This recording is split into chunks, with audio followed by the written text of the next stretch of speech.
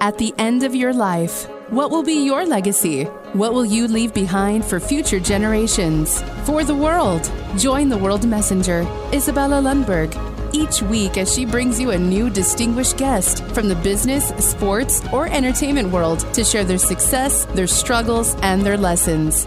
They will share their insights into current hot topics that affect everyone. Izabela facilitates an intimate, vulnerable environment to find the true value of humanity and real leadership. Are you ready for your legacy? The legacy that matters? Hello, my beautiful friends. It's Izabela Lundberg here, the World Messenger, and inviting you for another epic episode of Legacy Leader Show. And this one is nothing short than epic, literally. And we're going to be talking on some epic stuff that are happening here in Colorado with someone who has been involved through vision to growth, planning, strategizing, all the way to implementation, and beautiful ways and disrupting educational system, one school and one project at a time. I have with me someone who has been in education for quite a bit of time, and you guys know that I'm super passionate about it myself, but is also creating opportunities for students, specifically in Littleton Public School District, which he will share a little bit more about what they're running into, why this came about, and how this is going to create tremendous ripple effect across the state and across the nation. And I really anticipate across the globe as well. So without further ado, let me introduce you to a great colleague and friend, Bill Gilmore. Bill, how are you? Doing great, Izabela. Thanks for the kind introduction. I appreciate it. Absolutely. You are obviously a passionate educator. We all know how educators are underappreciated and also overworked and working hard to make magic happen. And you definitely have a fair share of that. But you did not give up on educating and continuing to make big strides and leaps. And do you mind telling everybody that's now waiting for the EPIC understanding what EPIC stands for? I just want everybody to hear from you first, and what it is school all about and how this came about to begin with. Right, it's quite the story. I guess I'll start with our school district. Littleton Public Schools is a smaller district. We have about 13,700 students in our district, and we're surrounded by some bigger districts. The four biggest districts in the state of Colorado, we've got Denver Public Schools and Douglas County Schools and Jefferson County Schools and Cherry Creek Schools that surround us. So we're smaller, but small but mighty. I think the saying goes, big enough to serve you and small enough to know you. And our school district has we really live by a mantra that we call the 100% goal. And that goal is that 100% of Littleton Public School students will graduate prepared for meaningful post-secondary opportunities. And there's a lot in that. That means every student, no matter what, doesn't matter, if they're straight A students or they're F students, or, if they are F students, why are they F students? Maybe we need to change what we're doing instead of asking them to change their approach to learning. But that has brought us to the point where we have developed some pretty strong education to career pathways in our district. And those pathways are intentionally designed to allow our students to experience their education through the lens of careers in certain industry sectors that are really hot in central Colorado, specifically the Front Range and more specifically the South metropolitan area. So I'll give you a quick overview of those 7 pathways, and we can get a little bit more into detail on the other stuff. But those pathways include aerospace. Colorado is the second largest aerospace economy in the United States, which may be surprising to some people around the United States, but it's true. Also, construction trades, healthcare, entrepreneurship, natural resources, and I always forget them, that we're doing future educators, so we're actually growing our own students, and computer science. I think that was all 7. But the cool thing is our community also believes in the 100% goal.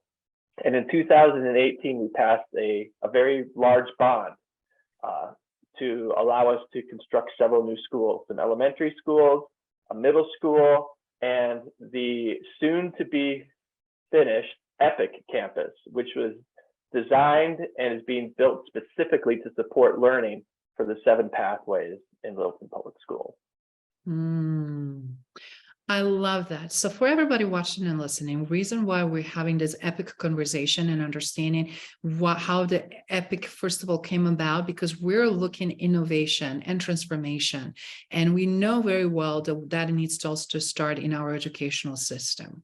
We also know that we need to be having better workforce prepared for not only the existing jobs and existing demand, but also based on their skills, interests, and what naturally fits for them. So not everybody necessarily have to go to college and graduate programs or finish MBA or whatever might be the path, how we're thinking about even approaching education altogether.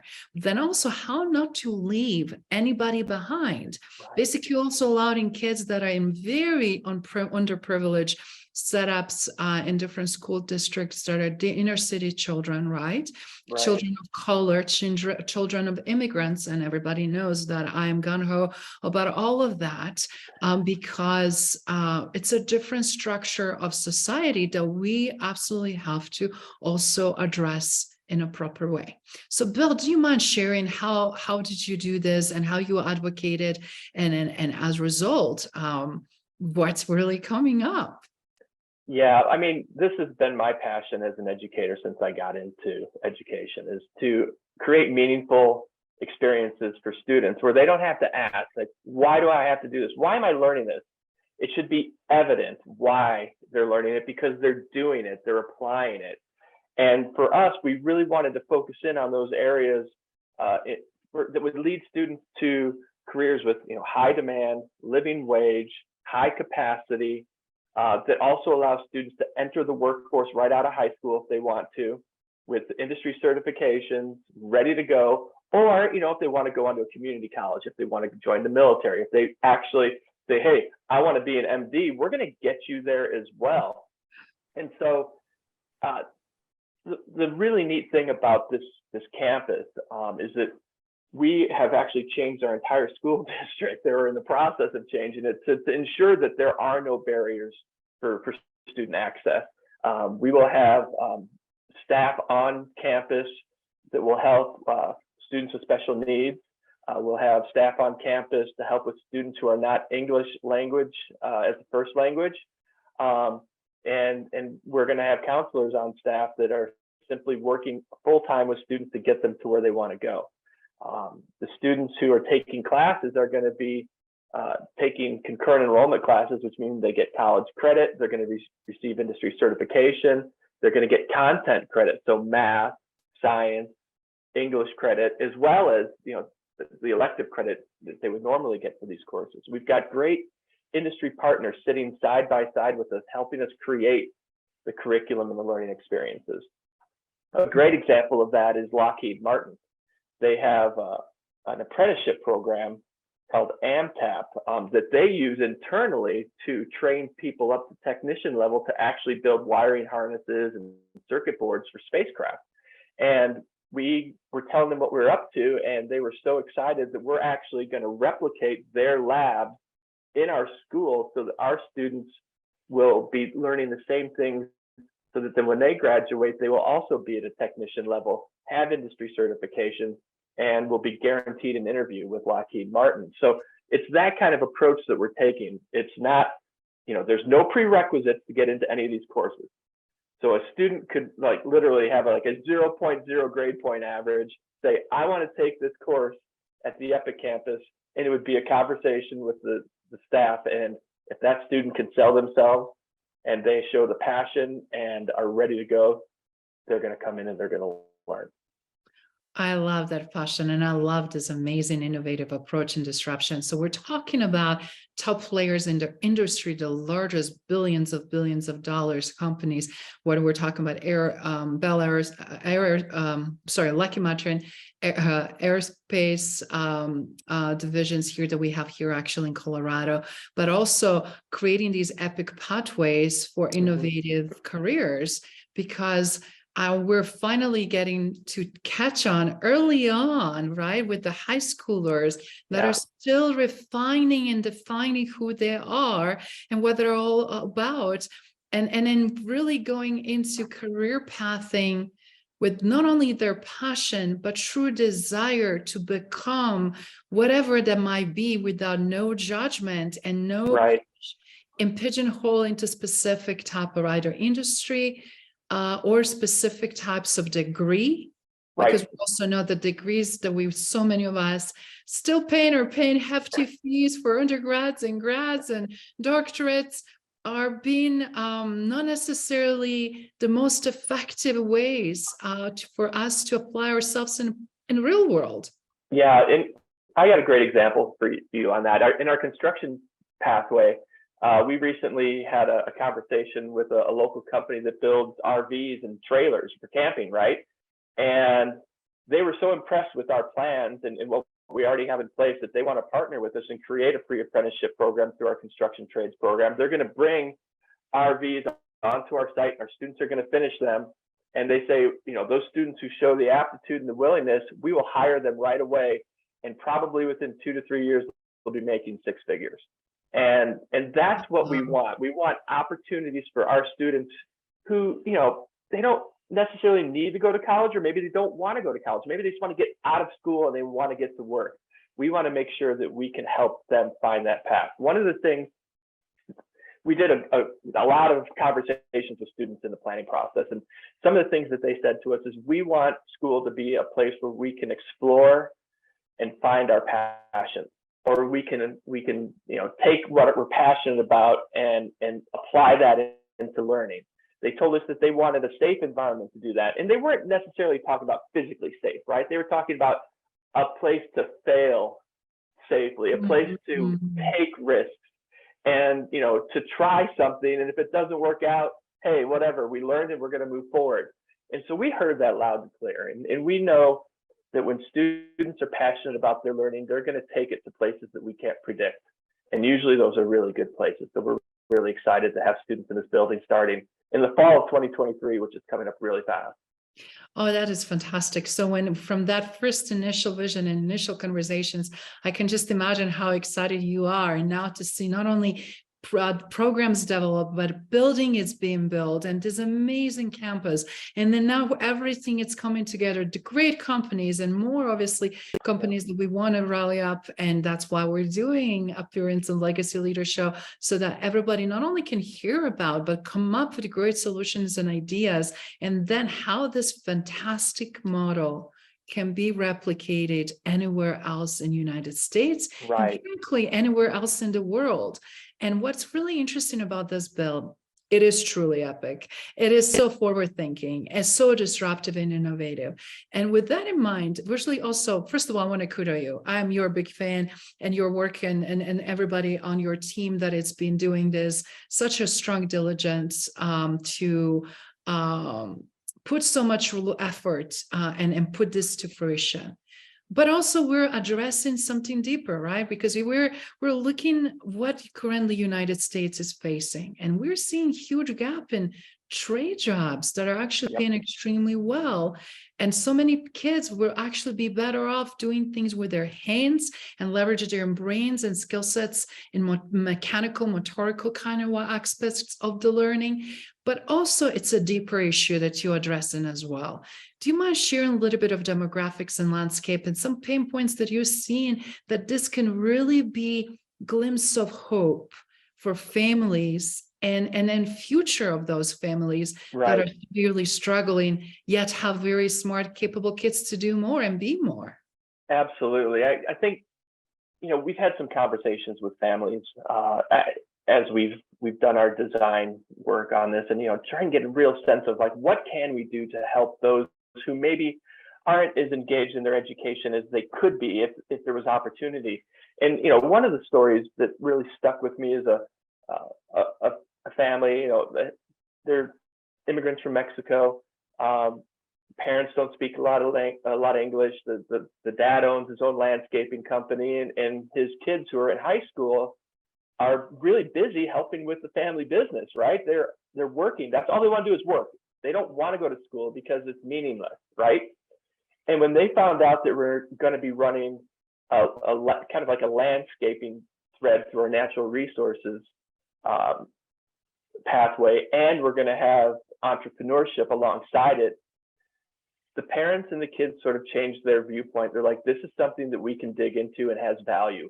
Our students, or our kids, they were saying, you know, they can get industry certifications, they can learn from our industry partners and start learning about the business aspects of it. So now they're actually excited to stay in school as opposed to not be in school and be working with the family. The family needs them at work, but they also now are telling the kids, hey, there's high value in staying in school, graduating with this additional learning, and then coming back to the family business.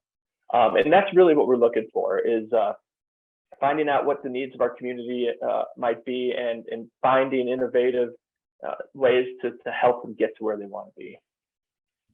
Brilliant. I just want to say again, I wish that all the companies and then leaders that are watching, listening from all of those companies are taking this to the heart, because again, it's a great way to partner, which we'll tackle in a second, but it's also a great way to remind how much power we have even to innovate and restructure things and rebuild internally with where we are at in any of the companies, however small, let alone however big, right? Right. And then also point of entry, how we typically recruit, how do we find that talent, which lens we look through, things about that hard work ethics and entrepreneurship mindset.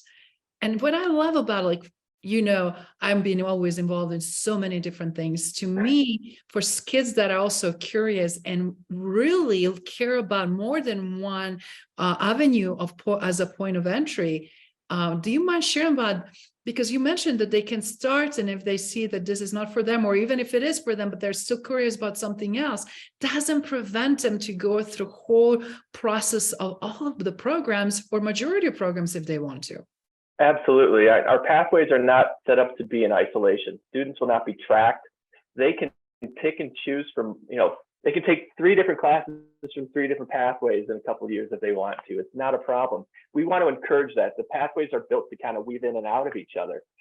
Take for example, our natural resources pathway lead and our aerospace pathway lead were talking about the projects they're working on, and they quickly realized that they can work together. If kids want to do remote sensing to, you know, test the chemistry of certain rivers and creeks, they'll be working with our aerospace, you know, teams to create the hardware, and then they'll be working with our computer science kids to program it to do the telemetry to gather the data. So there's lots of really cool ways that we anticipate our pathways to sort of cross-pollinate. But the cool thing is to find out what the kids come up with, because they're going to blow this out of the water.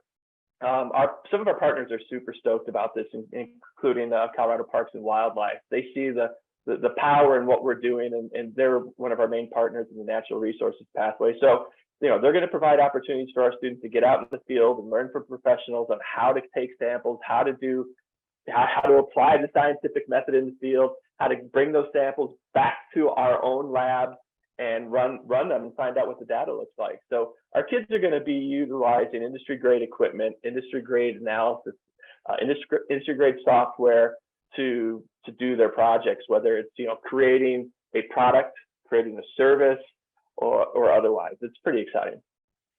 I love that. And to me, honestly, if I was having that opportunity years ago, and if I'm in that position, this will be a dream come true, because curious minds, creative minds, people that just simply have an interest more than in one aspects of life or profession, this is like a dream come true. But I also believe it's a great self-discovery process without feeling pushed into it, right? Which we mentioned a little bit earlier. But you have your own children, for example, you know, and your kids are amazing achievers, but they're also very different. And recognizing as an educator, as a parent, that doesn't fit cookie cutter approach and approach to even education or profession for that matter, How do you guide, if you don't mind, since you have now double side of the same coin, how do you navigate those different personalities and interests? And what would you suggest for all the parents and grandparents or friends and family members that are listening? Because Right. that's been one of the biggest challenge from families, right? You drop off of the college, you have a now huge loan, you're now trying to go in different direction. Soon credits don't transfer, since institution doesn't exist anymore, reputation, all of those things, just for the matter of that, yeah, you're going to be able to land really high paying job. But Right. we know the realities of that. So do you mind sharing some advice for our listeners on that topic? Yeah. Boy, now I'm putting the parent hat on, right? That's fine. My oldest child has some pretty significant learning disabilities, and he graduated from high school during COVID. So what's that, 2 years ago? And we actually have a program here in Littleton called Transition. So since he, has some special needs, he got to stay in school and continue to work on his education skills and work skills while he was out in the workforce. And so he just finished that program and just got a new job working at a school for autistic kids. And so in playing to his strengths, which is working with others, and definitely he has a talent for working with other kids with special needs, this is a really good opportunity for him. We didn't find this opportunity for him either. We leaned on the experts in our school district. It's the School to Work program, and they found him this position because they know who Danny is, and that's really exciting. Now, my middle child, Teddy, he graduated a year ago. He was not ready for college by any stretch of the imagination. When he graduated, and we're talking about doing college applications, he didn't want to write essays. When he found out that he had to take English classes in college, he was like, I am not taking another English class. I just did 4 years of English in high school. What are they going to teach me that is remotely applicable to what I want to do when I grow up? And so we're like, hey, maybe a gap year would be good for you. And so he's like, that's a great idea. And so he worked really hard in the summer and the fall and raised a significant amount of money for himself, and is currently in Costa Rica. Just got done with a 3-week Spanish immersion program and is now working in a national park. And he's going to do that for a little while longer. So, Wow.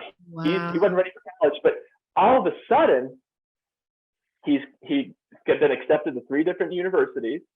He was offered all these scholarships, and he's finally decided on where he's wanting to go to school. He'll be a freshman at Montana State University next year, studying environmental sustainability. So wow. That is amazing. That's a great success story for both, for Danny and Teddy. And I'm so glad you're sharing that, because you recognize, not only as an educator, but as a parent, that you have to have a different approach for each child, but also you have to let them take reins and be in driver's seat, despite of the difficulty, obstacles, and challenges. And being there, not helicoptering, no pushing, not having demands and expectations, but truly simply offering support and different perspective. That's brilliant. Yeah. Well, it's not like we're the perfect parents, we're learning this along the way, just like everybody else. But like you said, if you allow the students to sort of be the leaders of their next steps with some guidance and support, it'll usually, in our experience, lead to some better outcomes. If we would have told Teddy, nope, you're going to college, he would have failed out, guaranteed. And then we would have been out, $20,000, $30,000, whatever it costs to send a kid to a state school these days, when you factor in room and board. But now he's done it himself. And my youngest kid's still in high school, and she's a sophomore. But she's a really good student, and she's very hypersensitive to her GPA, unlike her brothers, right? All kids are different. And she's looking to what courses should I take, Dad? And she's like, I really want to take this AP environmental science class. I'm like, yeah, okay, fine, but now we have the Epic campus, you can go take some really cool natural resources classes there. Then you're going to get college credit, and you're going to get work-based learning experiences and industry certifications. She's like, yeah, but the AP is weighted differently. So if I go take those classes, my GPA might go down. I'm like, it'll be fine, Patty. 4.0 is a 4.0. If you have a 4.5, it doesn't really matter. you're going to be fine. You'll have a better experience. So she just needed a little guidance in that respect, right? So anyway, enough about my kids. But it's just kind of a snapshot of what all families are dealing with their kids and the different challenges they face. And every kid's different, and my advice is always play to their strengths and support their deficits. Brilliant advice. And I just then kudos to you and your amazing wife that is also in education system and educator herself. And then being such a dedicated, amazing power couple and also great parents. So everybody who's listening, it's a great to give advice, and I cannot give that advice from that other perspective that Bill can actually provide. But just again, loving children and being an educator and always continue to be a transition to educating actually adults, because I realized then ripple effect that they can create coming in their home and their environment, because they do things differently and they're open to transform, innovate, and do things better. So just so great to see how we're all in some ways all coming back together in a forefront of best interests, either for that individual or a group or overall organization. And with everything that is coming, what would you say were some of the best lessons learned through this epic growth and epic formulation of entry points, pathways for innovation and careers for the students, so that others that are curious, that would like to possibly change, transform, or do more in their school districts across the nation? It's really about doing homework, understanding your community, understanding the economic landscape of your community. For us, that was key. We can't create pathways that lead to jobs that don't exist in your community or don't have the capacity to accept employees. And then also listening to the school system. There was a lot of anxiety at our home high schools that we would be stealing their best students or affecting programs negatively, or even stealing teachers or FTE, or what we call positions. But we are able to fund this school separately so that they have their own structure for hiring and paying. So it doesn't come out of our home high schools. And the way we've designed it is that everything that's happening at the EPIC campus will actually enhance the programming and the professional development of the teachers at the home high schools. And I'm happy to say that it's actually, they get it and they understand it, and the teachers and the administrators at those home high schools are fully supportive of what we're doing with the EPIC campus. And we truly see it as an educational ecosystem for the benefit of everybody in the community. I love that.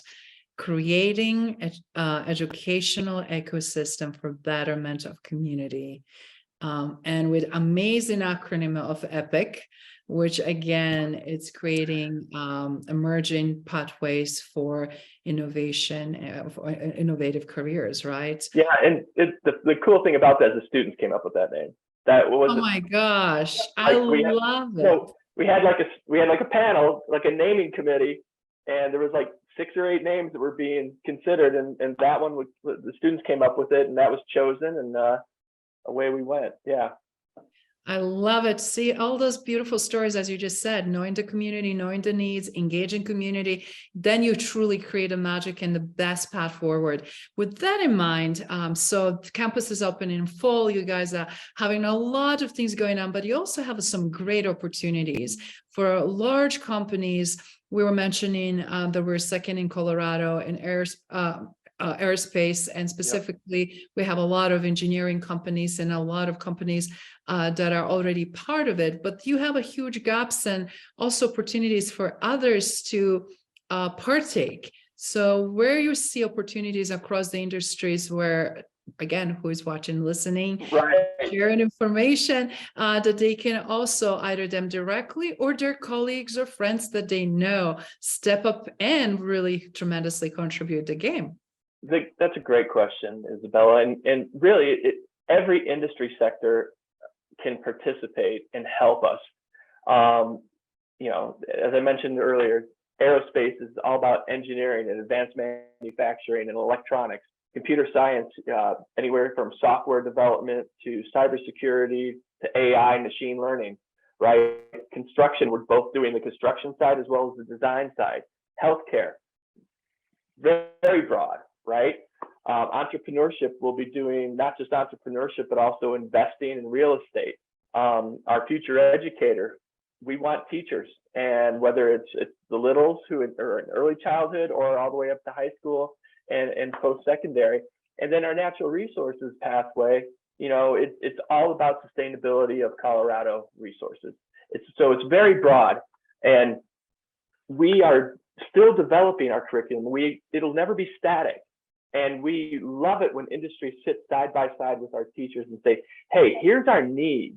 Here are the skills, the knowledge, and the abilities that we want our entering workforce to have. And then we take that and weave it into the learning right away, so that when our students leave, they're better suited for success, both from a technical standpoint, but also having those essential skills that are highly valued. We've actually designed and are building an industry partnership area within our campus. It'll be like a kind of a big office where industry can come in and do their own work or work side by side with the students. So we're going to be hosting lots of industry partners within the EPIC campus, both in the capacity of doing their own work, but also working side by side with our students, and sometimes on industry sponsored contracts. Wow, that's amazing. Yeah, it's pretty exciting. That is amazing. So guys, for watching and listening, I'm going to be sharing a lot of these opportunities and then also opportunity for you to directly connect with Bill, because they're still having a lot of heavy lifting to do before campus opens this fall. But things are happening rapidly fast, and then just having these different pathways, seminary, I believe, or that are out there already being identified and building upon, and from wide range of partnerships and opportunities. But the best part, learning, where also companies can learn a great deal from very innovative young ladies and gentlemen and young students that are super eager to apply their creativity and really suck up amazing knowledge through the process, right? Absolutely. It's you give kids a little time and space to be creative, and you never know what they're going to come up with. And a lot of times it's amazing what they do come up with. And so I'm really looking forward to seeing how these kids take advantage of the time and the space that we're going to be providing them through these courses and these environments. And obviously, you're already living and leading with your amazing legacy. But one thing I want to really ask you, Bill, with everything now, with EPIC campus opening and everything else, what else is there in this bucket of yours to accomplish? And what would you like your legacy to be known for? That's a great question. I truly want to be able to, when I end up leaving education space, to know that I was a part of a team that was able to create learning environments where all students feel valued, all students are allowed to fail in pursuit of success and to better themselves emotionally, intellectually, academically, and be able to see where it is that they can go, as opposed to having too many doors that are shut. I want to pull down as many barriers as possible and lift as many students up as I can. And that's really, if I had to say, what would my legacy maybe be, is like, hey, that dude actually didn't give a crap about the traditional tenets of education and really helped some students be successful. You're definitely at the pioneering and trailblazing and transforming. So that's definitely ensured. And based on just the hearing success that you already have before even its campus open, we cannot wait to have you to come again back on the show and have a follow-up conversation and learn more. But in the meantime, for everybody eager to learn more about EPIC campus and education, where they can go, or who should they get in touch, and how should they get in touch to learn more and participate? Right. So you could pretty much just Google EPIC campus and it'll come right up, or Google Littleton Public Schools and you can navigate to it. If anybody wants to get in touch with me directly, you're more than welcome to. My email is Gilmore, Gilmore, at lps.k12.co.us. And they'll probably have to rewind this video to get that. I don't know why it's so difficult, but yeah. Or just call Izabela and she knows how to get a hold of me. We will definitely get your email available to them, as well as your LinkedIn profile, so they can get in touch that way as well. And we're definitely going to be doing a lot of Googling and a lot of homework. And anything in closing that you'd like to share, because this actually episode was indeed very epic, not just because of Epic Campus, but also all the amazing things you've been doing in order to get to this place and showing what's possible. That is possible to innovate public education system, that it is possible to come together, even though some things might feel very bureaucratic or very slow or whatever, because it takes, again, visionary leaders like yourself, and look at, voila, amazing results. Boy, I don't know. If there's people out there who, have companies or work in industry or are at all interested, or even like are fed up with the traditional education system, and you want to try and make a difference, or you want to have a hand in cultivating the next generation of the United States workforce, come talk to us, and then come talk to our kids, support learning in a different way, and let's get these kids accelerated to really be the next leaders for what's going to happen in the next probably 10, 15, 20 years. Because you know what? Guys like me with the gray hair, we're going to retire, and we need to be able to ensure that those people who are coming back up behind us are better than we were. Thank you for listening to Legacy Leader Show. If you enjoyed the content and had a positive experience, then please leave us a positive rating. In addition, leave us a positive review whenever you are listening on whatever platform there might be.